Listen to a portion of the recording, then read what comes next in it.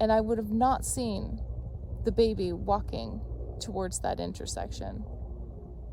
And who knows what would have happened? Would have been, injured by a car? Would it have been taken by a person? Like, there's so many different scenarios. Maybe someone else would have found it and taken care of it. But the fact that I was there at that moment in time and stepped in and engaged and followed through with my intuition,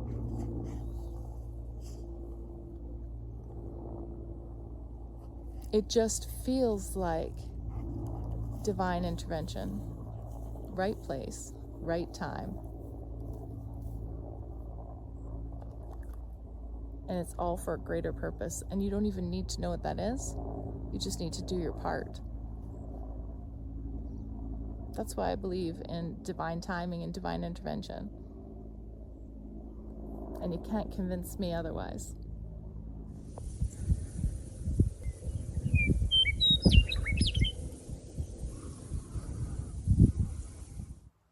Good morning.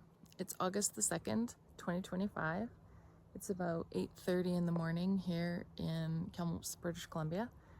We have had some rain, so it's lovely and fresh out here. I woke up this morning and I had posted a bunch of little videos on TikTok. And so in my mind, I was thinking about all the things that I have been talking about recently and how I have been moving very slow and steady in a direction, following the guidance and the leads that I am being given, not only to help me on my soul understanding to really reconnect with myself, but also to create a solid foundation from which I hope to be able to connect with others who are on similar journeys and who would benefit from maybe something that I've experienced and that I am able to share. One of the things that has really been standing out to me as I sift through so many of my experiences that I've never spoken about, and also sharing personal, very personal insights into why I am the way I am, how I came to be in this place, in this time, in this space, and what I feel my mission is moving forward. One of the things that has been an ongoing conversation in my head is, what came first? Was I born with intuitive and other abilities, or were those honed under pressure in my environment, my childhood environment, my youth, my young adulthood, my work, relationships, personal, professional, my schooling? Is it the pressure that forms us? Of course, we become hypervigilant. You have to survive when you're in traumatic situations and environments that require you to constantly be alert and aware, and to morph yourself into a more pleasing projection of yourself or someone else, so that you don't upset the apple cart. So what came first? So was I born intuitive with certain gifts, and then they were honed like a diamond under pressure? Or have I always had this sense and knowing? And I chose this life to support and help others who were stuck, other souls, other energetic beings who were stuck? Did I have a soul contract with these beings and souls? Did we have agreements that we would come in and we would perform certain interactions to create a new trajectory for us to research, to explore, to expand, to experience? What is the reason for all of this? And who am I? In this society, questions like that, of asking who you are, you know, what am I meant for? What is my purpose? Why am I here? That's a luxury, because most people are in survival mode of just trying to make it every day. And that is orchestrated, I believe, because the more you're distracted, the less you get the opportunity to question, to get to know yourself, and to understand your true power and potential. You're too busy trying to even exist. So when some of us have that opportunity to question these things and crack these things open and have this curiosity and consideration, and then acknowledge all of the things that have happened in our life that are impossible to explain and that don't fit the narrative that society wants you to believe, because we pathologize, we label, we stereotype. If you don't conform and comply in a certain area, you have this and you're a problem. And we'll give you a medication for that, but then we're going to make you dependent on that medication. And then we're going to vilify you for being on that medication that we said you needed because you were failing at conforming and complying. And so as long as we keep you feeling like an outsider and we make everyone else see how horrific it is to be an outsider, the less people are going to demonstrate their individuality, their uniqueness, their challenges, their questioning. The less distracted we are. And the more that we center ourselves, the more dangerous we become.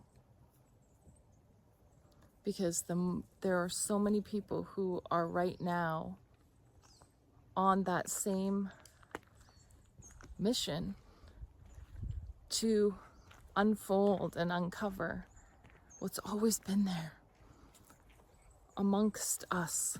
And those of us who could see it from childhood and could experience it and weren't able to fully express because our environments didn't allow us, maybe that's all meant to be. To allow us to be in this time space when it was most important to show up as our authentic selves. Showing up and having faith. And then opening our eyes to all the things along the way that trained us for this moment when we all come together and we fight for what's really important. And it's not nationality, it's not culture, it's not money, it's not a person, it's her existence. I know for me, having this time away from doing,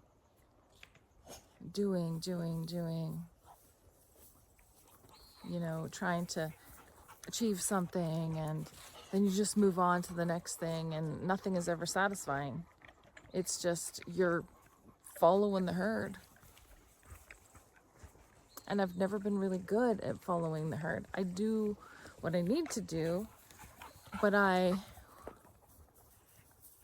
want to know why. Why would I do that? How does that make sense? Who does it serve? And those who just want you to do, they don't like those questions. But if you acknowledge that there is something higher, something greater than yourself, and that things that happen in your life happened for a reason, and that you were placed in that spot, maybe to connect with that person, to say the thing you said, to have that relationship, to send that email, to make that phone call, to be in that car accident, to go on that trip.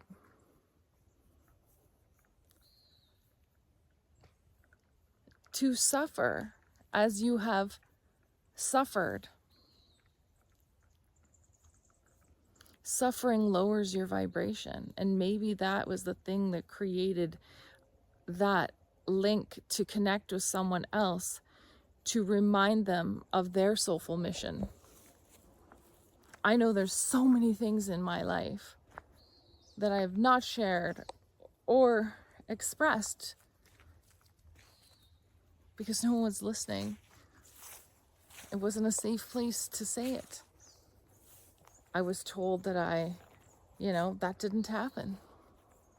That I didn't remember correctly. That I'm too much or too sensitive or too quiet, too loud. I ask too many questions. I'm aggressive. I'm too soft. I'm all those things. And it's true. I can be all those things. We all are if we're real people. We're emotional beings, energetic beings. And energy isn't just one thing. Energy evolves. It engages and connects. So divine timing, which sucks to hear when you are really hoping for relief right now. And just to have faith and trust, and it's like, based on what? But if you believe in divine timing, and you look back into your life experiences of things that could have been worse, or events that happened that are so random, they seem so random, and yet they align with something else, or you have a premonition of something and it unfolds, or you think of someone and they show up. I've had many of those experiences. And another part of the narrative that we've been sold is that when things happen, we're told they're coincidences. We're told that that's not a sign, that's not a symbol, that doesn't have any more meaning than the thing that just happened. And that if you do believe that it holds more meaning, there's something wrong with you. There's something wrong with you, because this is all there is. There's nothing more. This is it. And that those who are directing the story, producing and directing the story, they can't afford for you to believe that there's something else besides what they're saying. They can't. Because if you believe that, you're going to question their authority, and they no longer hold power. But what about all those things and all those times where you know something is inexplicable, and that it felt different, and that you were spared somehow, or you were given something that changed your life, or you called out for help and it showed up, maybe not in the exact way that you were looking for, But looking back, you realize that it was an answer to the prayer that you had spoken, internalized, asked for.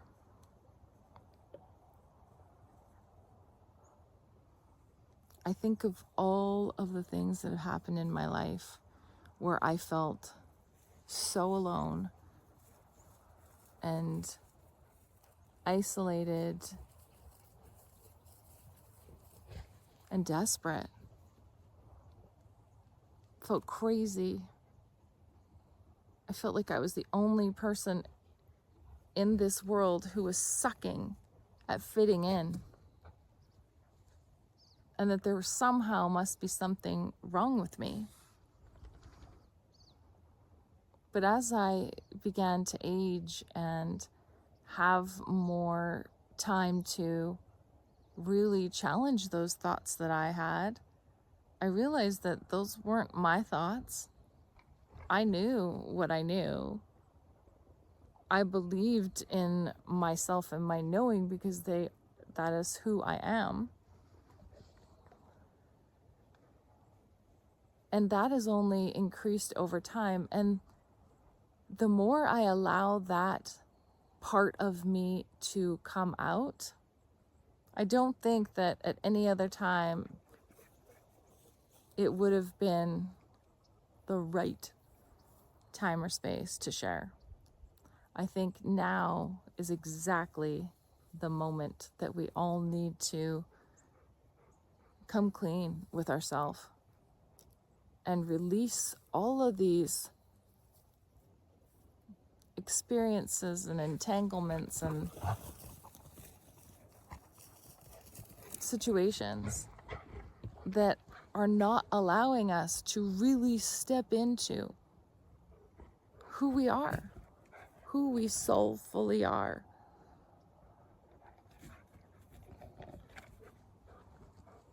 And to think then about all of the things that have happened in your life, all of the experiences, the things that have been inexplicable, the knowing that you had, the premonitions, the seeing, sensing, hearing, smelling, tasting, touching, 3D and beyond experiences.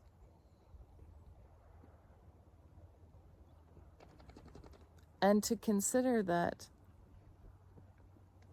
they were gifts. They were gifts, and they're worth remembering. Take, for example, I was out supervising some clients years ago. And when I showed up at the home, I was supposed to go in and check out and make sure everybody was doing what they were supposed to be doing with the people they were supposed to be with and all the rest of that jazz. I arrived, but the person wasn't there. They were meant to be at this location, so I double checked the address, made phone calls, and nothing.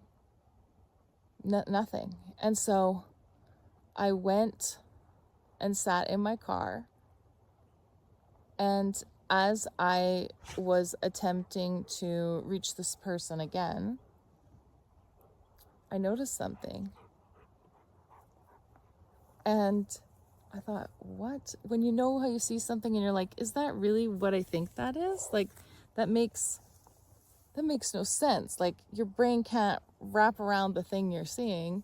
And so you question yourself. And so I got out of my car and I started walking towards it, because that's my nature. Not to run away, it's to run towards. And so as I got closer, I realized that I was right. It was a baby, 18-month-old little boy with a saggy wet diaper, walking in the center of a street, heading towards a busy intersection. No shirt, no clothes, no shoes, no nothing, in amongst a bunch of different apartment buildings. So I actually ran, and I looked around to see if there was a parent, because, I mean, you're not supposed to pick up someone else's baby. That's not good, in case you didn't know that. And so I looked around, and I was talking to this baby who was obviously not speaking. And so then I just took my sweater off and I picked him up. And I stood there in disbelief, wondering, what is happening right now? I just found a baby. And so I looked around. I looked to see if someone was searching, if maybe he had run away from someone in a yard or on some grass, or maybe he had been for a walk, whatever. And nothing. I saw no one. And so I'd already moved us to the side of a road, and I'm standing in public so it doesn't look like I'm stealing a baby. And I phoned someone I knew at the police, and I told them. I said, I'm out doing supervision and I have found a baby. And they were like, what? What? Say that again? And so even the statement of what I was saying. And so it took them 45 minutes to get to me. And I feel on some level that they honestly didn't believe that I was telling the truth. Because how many people find babies, right? And when they finally showed up, we located where this baby had come from. And it seemed very clear that someone had let this baby out, because this baby was on the street and had to get through, lived in an apartment, and would have had to been, I don't know, about 3.5 feet taller to reach the latch that allows you to push a door open, and also would have had to open the door of their apartment. So there was something else obviously going on in this situation, which not my business. The police took over, but I was left with this sense after of just being in complete awe. And I've had this experience many times in many different ways, where I am dumbfounded, grateful, and left wondering why. And had my client been home at that moment in time when I showed up, I'd have been in that apartment. I'd have been doing my job. And I would have not seen the baby walking towards that intersection. And who knows what would have happened? Would have been, injured by a car? Would it have been taken by a person? Like, there's so many different scenarios. Maybe someone else would have found it and taken care of it. But the fact that I was there at that moment in time and stepped in and engaged and followed through with my intuition,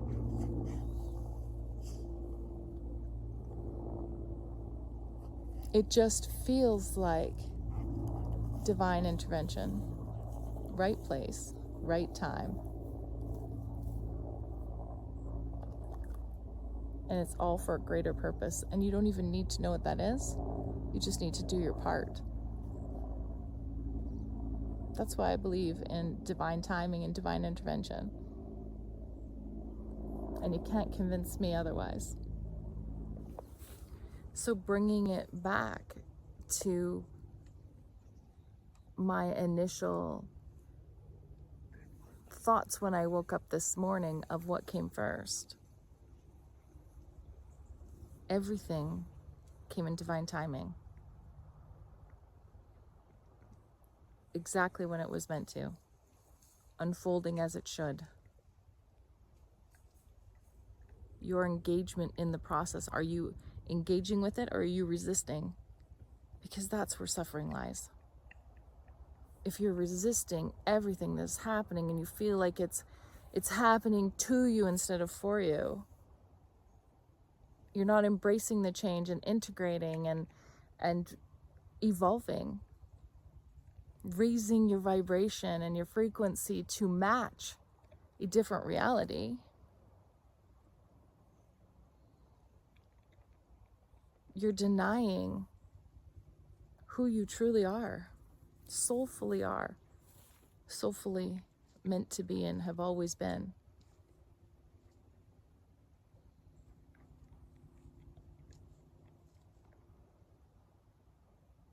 Step into your knowing and trust and believe.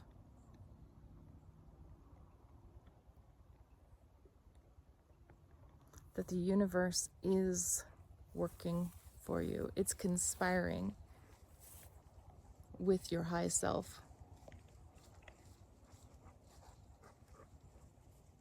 So surrender to it.